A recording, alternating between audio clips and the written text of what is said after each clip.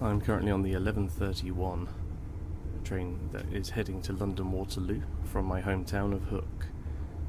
As I look outside, I can see these rolling fields, the distant twinkle of cars on the M3, and above me is nicer than forecast day so far. A little bit hot, having had to jog here. I can never quite get my timings right, but there we go.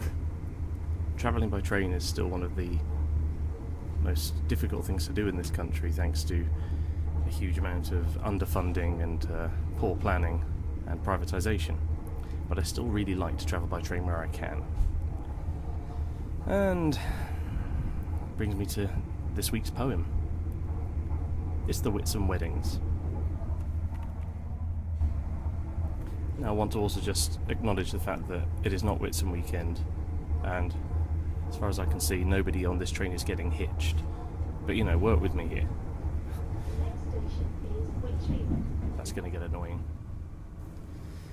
That Whitsun, I was late getting away. Not till about 1:20 on the sunlit Saturday did my 3/4 empty train pull out. All windows down, all cushions hot. All sense of being in a hurry gone.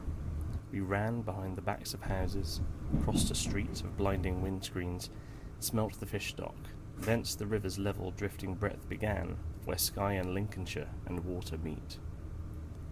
All afternoon, through the tall heat that slept for miles inland, a slow and stopping curve southwards we kept. Wide farms went by, short shadowed cattle, and canals with floatings of industrial froth. A hothouse flashed uniquely, hedges dipped and rose, and now and then a smell of grass displaced the reek of buttoned carriage cloth, until the next town, new and nondescript, approached with acres of dismantled cars. At first I didn't notice what a noise the weddings made. Each station that we stopped at, sun destroys the interest of what's happening in the shade, and down the long cool platforms, whoops and skulls I took for porters, larking with the males, and went on reading. Once we started though, we passed them, grinning and pomaded, girls in parodies of fashion, heels and veils all posed irresolutely, watching us go, as if out on the end of an event, waving goodbye to something that survived it. Struck, I leant more promptly out next time, more curiously, and saw it all again in different terms. The fathers, with broad belts under their suits and seamy foreheads, mothers loud and fat, an uncle shouting smut, and then the perms, the nylon gloves, and jewellery substitutes, the lemons, mauves and olive ochres that marked off the girls unreally from the rest. Yes, from cafes and banquet halls up yards, and bunting-dressed coach party annexes, the wedding days were coming to an end. All down the line, fresh couples climbed aboard. The rest stood round. The last confetti and advice were thrown. And as we moved, each face seemed to define just what it saw departing. Children frowned at something dull. Fathers had never known success so huge and wholly farcical. The women shared the secret, like a happy funeral. While girls, gripping their handbags tighter, stared at a religious wounding, free at last, and loaded with the sum of all they saw. We hurried towards London, shuffling gouts of steam. Now fields were building plots, and poplars cast long shadows over major roads. And for some 50 minutes, that in time would seem just long enough to settle hats and say, I nearly died. A dozen marriages got underway. They watched the landscape sitting side by side. An Odeon went past, a cooling tower, and someone running up to bowl, and none thought of the others they would never meet, or how their lives would all contain this hour. I thought of London, spread out in the sun, its postal districts packed like squares of wheat. There we were aimed, and as we raced across bright knots of rail, past standing Pullmans, walls of blackened moss came close, and it was nearly done. This frail travelling coincidence, and what it held stood ready to be loosed with all the power that being changed can give. We slowed again, and as the Titan brakes took hold, there swelled a sense of falling, like an arrow shower, sent out of sight, somewhere becoming rain.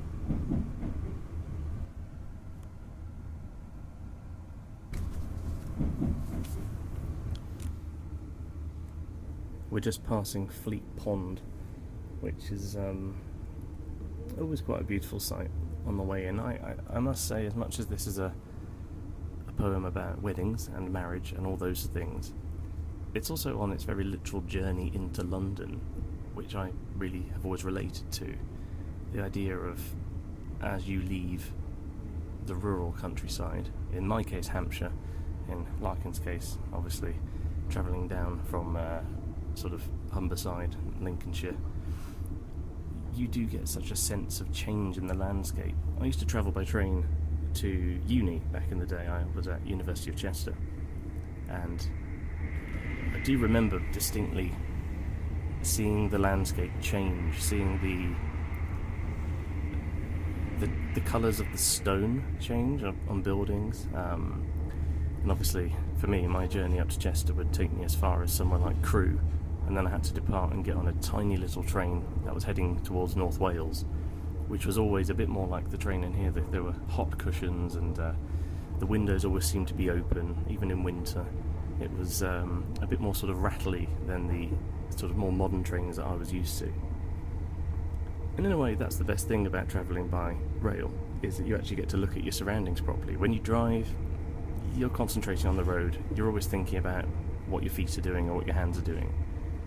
So on many levels, this poem is also just about the observer looking and seeing and capturing so eloquently this sense of moving towards something far bigger, in the literal sense of London, but also something far more metaphysical. And we sort of get this almost like a third person view, despite the fact that it's still written in the first person I. This slow and stopping curve southward, it's almost like a bird's eye view of this train sort of, puffing its way down through the countryside. And we see this sort of semi-rural, post-industrial revolution stuff, the canals next to the farms, and the short-shadowed castle, which I love that line. You get a sense of how high the sun is, and this smell of grass and the juxtaposition with the reek of buttoned carriage cloth. The next station is Farnborough. And then we get to the actual weddings themselves, which obviously, for the historical context, it used to be cheaper to get married on Whitsun weekend. I believe that was the appeal. We do get this it's easy to start ragging on Larkin for his quite classist, snobby observations of people's fashion and the way that people talk, but I feel like it gets misrepresented. The uncle shouting smut. I mean, who hasn't had that happen at a wedding? I mean, I think in the future I might well be that uncle.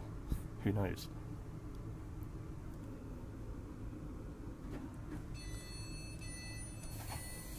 And then, of course, we've got the sort of idea that he doesn't quite spot them at first. London Waterloo. The next station is Lockwood. We get all of these sort of differences between the shade and the sun, and these long, cool platforms. There's a sense of the afterlife about it, almost, or a sense of maybe purgatorial. And of course, some of this is now very, very dated. We don't tend to have porters larking with the mails.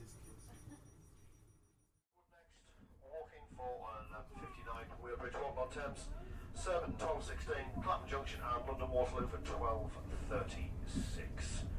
Right, Brookwood next. I'm coming through doing a ticket check if you need any assistance. Thank you.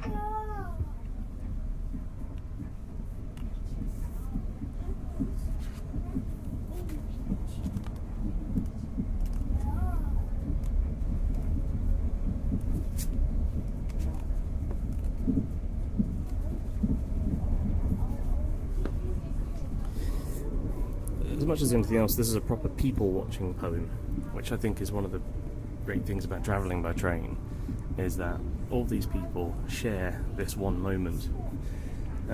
It's a communal form of transport, and in this day and age where, of course, everybody's got their earphones in, or looking at their phone, it's quite strange actually. I've had to move carriages purely because I was starting to get some funny looks. It's weird how you can be on your phone chatting away to whoever as loud as you like, but if you're talking to yourself, people start to get a little bit alarmed. Maybe it was my outfit, I'm not sure. But the idea of having Larkin sort of as this observer, I don't think of him as being an observational poet of people in quite the same way. And yet, maybe it's because it's these sketches. You know, we've got this sort of stereotypical working class group of people on the platforms, and at first he seems to be, as we could argue, a little bit snobbish. And yet, he sees them as something far sort of bigger than that, and more sort of symbolic. And as the train moves on, we get these this idea of the wedding days coming to an end, and the sense that all these people, all at roughly the same time, are having a moment, having their last confetti and advice thrown. And considering Larkin's personal life, and you know, a non-married man all of his life, no family, or no family of his own, that sense of looking upon it, is there jealousy?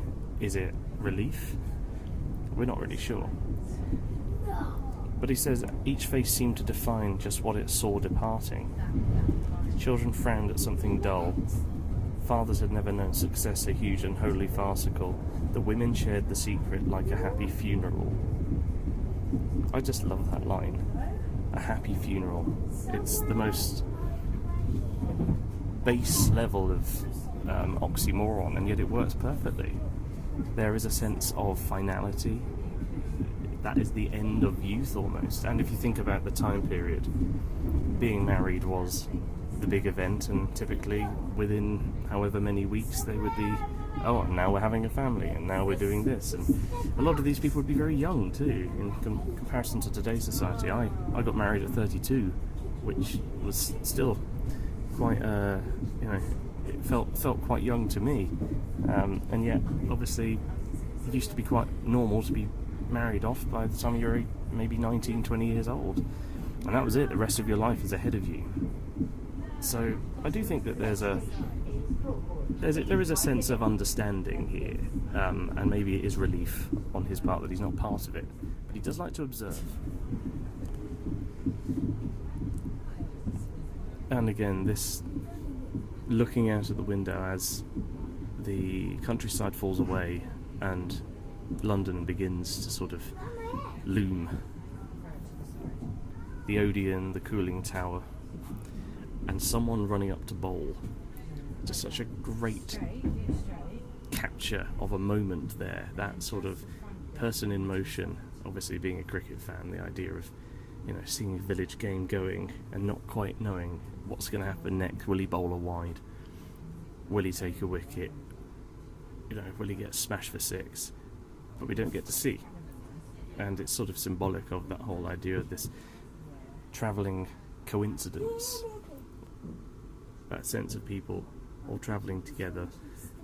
And I'm reminiscent really of a part of what Dickens says about, I think it's when Fred is speaking to Scrooge, and he says that Christmas is a great time because it's when we sort of, you know, actually remind ourselves that we're all fellow passengers of the grave. And it made me think of that quite heavily there. Other literary references, for sure, are sort of quite obvious in here. When we get towards the end, this sort of final image, the idea of an arrow shower sent out of sight, somewhere becoming rain, and that to me has more than a shade of Blake about it with the tiger. When the stars threw down their spears and watered heaven with their tears. So Larkin goes sort of full metaphysical really by the end, and yet what is it? Somewhere becoming rain. This sense of otherness and elsewhere, which he does so well.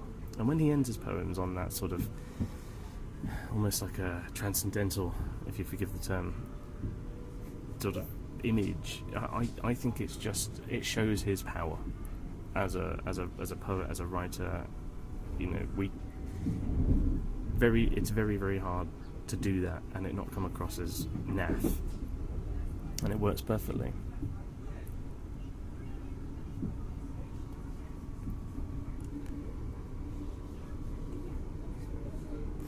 And I'm looking out the window now. We're just passing Brookwood, the large cemetery, military cemetery, and I feel like I'm being haunted by those graves from my church-going episode.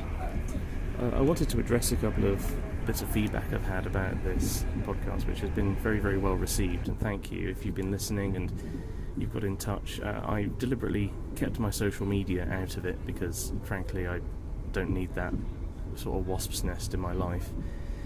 Plus, I don't really have time. But I've heard via the BLS a few lovely bits of feedback, and thank you if you've been listening and enjoying. And I've had a few suggestions as well. One was for doing talking in bed, and much as I'd love to lie there with my darling wife reading poetry, I do believe it would lead to me becoming divorced pretty rapidly, and then I'd probably have to enter a Mr. Bleeny-esque flat on my own. So maybe not that one. I also thought about doing This Be the Verse when my daughter starts nursery soon. Maybe standing there, giving it some real beans, shouting, "They queue up your mum and dad." Again, I'm not really sure it would quite hold up in court. But yeah, thank you for listening to all of these. I've really enjoyed making them, and I'm going to keep going with a few of my favourites. If you do have a suggestion, please do get in touch with the PLS, either on Twitter or on their Instagram, and somebody there will get to me eventually.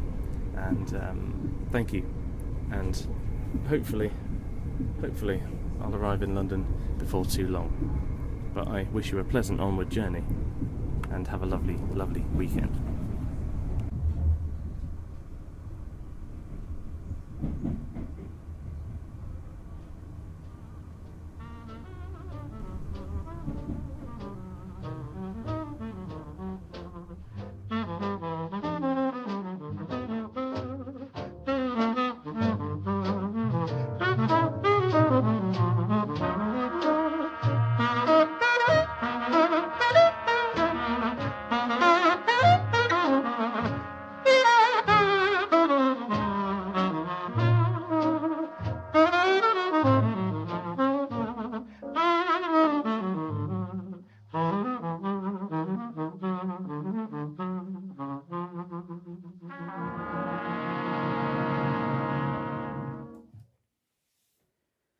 This podcast was produced by me, Lynn Lockwood, and Gavin Hogg, and the music was The Horns of the Morning by Wes Finch and the Mechanicals Band. If you have any questions or ideas for future topics, then please, as ever, do get in touch.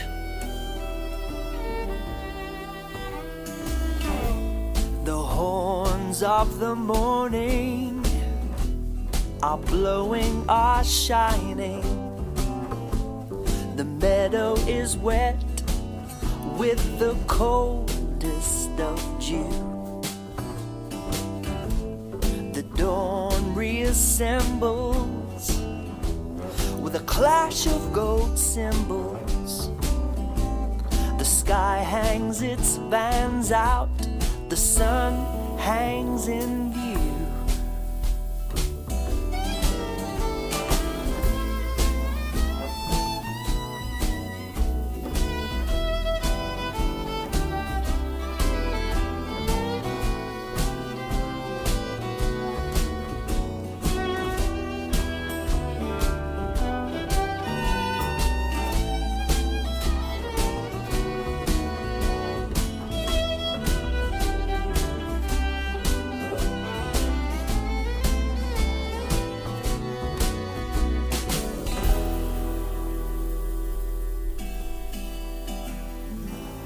Here where no love is, all that was hopeless and kept me from sleeping is pale and unsure,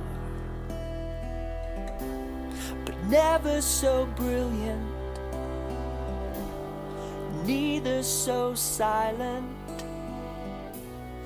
nor so unearthly as earth grown before.